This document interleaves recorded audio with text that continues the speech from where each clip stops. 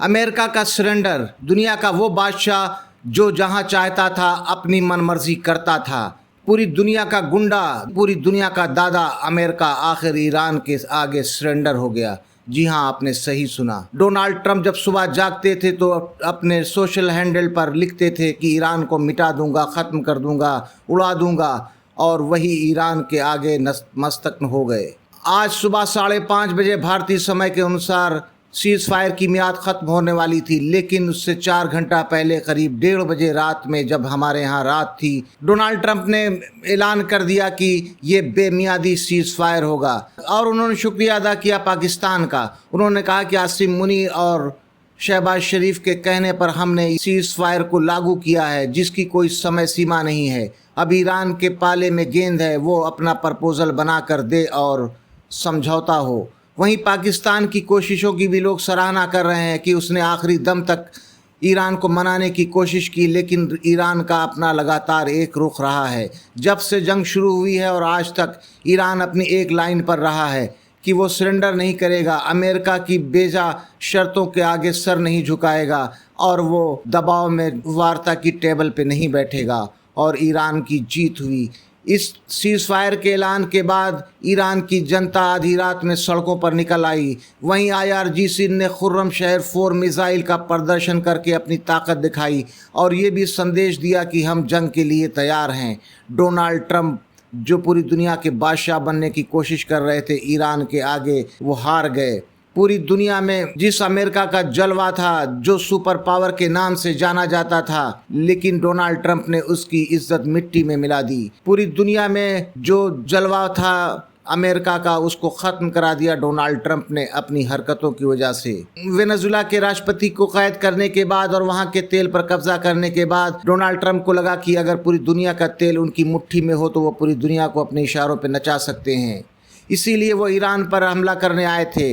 Nuclear power की बात एक बेमानी नज़र आती है, क्योंकि ईरान के अली ख़ामनेई साहब का फतवा था कि वो न्यूक्लियर बम कभी नहीं बनाएंगे, लेकिन ईरान पर इजराइल लगातार ये इल्ज़ाम लगाता रहा कि वो न्यूक्लियर बम बनाने वाला है। तो एक्सपर्ट बताते हैं 20 से 30 साल हो गए लगातार इजराइल को ये कहते हुए कि बस अगले महीने ईरान बम बना लेगा। झांसे में देकर अमेरिका को उसने यहाँ पर जंग में शामिल करा के अमेरिका की रही सही सारी इज्जत उतरवा दी।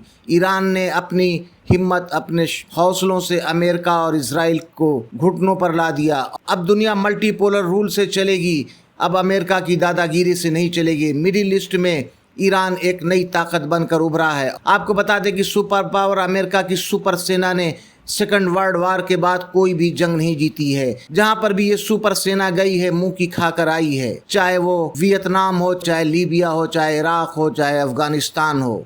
और ईरान ने जो बेइज्जत किया है अमेरिका को, शायद वो सदियों तक याद रखा जाएगा।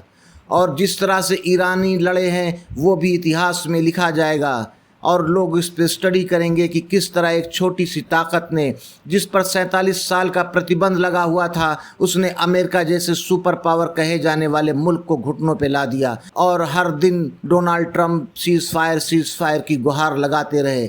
एक दिन भी ऐसा नहीं आया कि ईरान ने सीज़ फायर की डिमांड की हो। ईरान ने हमेशा जंग की बात की। उसने कहा कि फैसला मैदान जंग में होगा, ट्विटर पे नहीं होगा, एक्स के हैंडल पर नहीं होगा। जो फैसला करना है मैदान जंग में करो, और उसको साबित कर दिया ईरान ने। पूरी दुनिया हैरान है आज ईरान की शक्ति, हौसले से। और मिडिल ईस्ट में जो अमेरिका के दोस्त थे, खाड़ी देश के लोग, उन्होंने भी पूरी कोशिश की ईरान को पस्त करने की, लेकिन ईरान अपने हौसले और हिम्मत से, अपने जुनून से इस लड़ाई में अभी तक आगे है। अब रहा हार्मोज का सवाल। स्ट्रेट ऑफ हार्मोज ईरान ने बंद कर रखा है और आज भी ब्लॉकेट लगा रखा है अमेरिका ने। ईरान ने कहा है कि ये सीज़ फायर अमेरिका की चाल है, और IRGC ने कहा है कि स्ट्रेट ऑफ हार्मोज से ब्लॉकेट वो ताकत से हटा लेंगे। ये अनिश्चित सीज़ फायर कितने दिन चलता है, स्ट्रेट ऑफ हार्मोज कब खुलता है, जिससे कि दुनिया को राहत मिले। ख़ास तौर से भारत का इस ब्लॉकेट से बहुत नुकसान हो रहा है। अब आने वाले वक्त पे लोगों की निगाह है कि आगे ईरान और अमेरिका क्या कदम उठाते हैं। ये ब्लॉकेट ही लगता है आने वाले जंग की शुरुआत बन सकती है।